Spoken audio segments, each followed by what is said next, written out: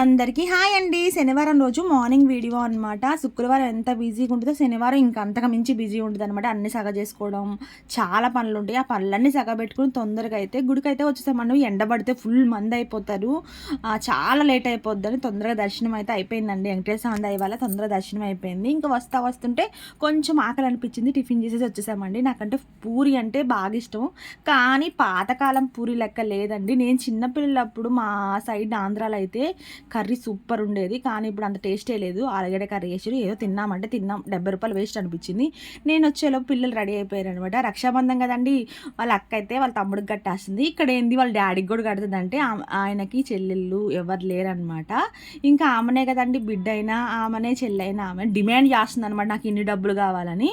ఇంకా తర్వాత వచ్చేసి ఇంకా వాళ్ళ చిన్న చెల్లెళ్ళు ఉన్నారనమాట. మొత్తం సూర్యకి ముగ్గురు అక్కల చెల్లెళ్ళు అనమాట. చెల్లెళ్ళు ఇద్దరు, అక్క ఒకటి అనమాట. మీరంతా రాఖీ పండుగ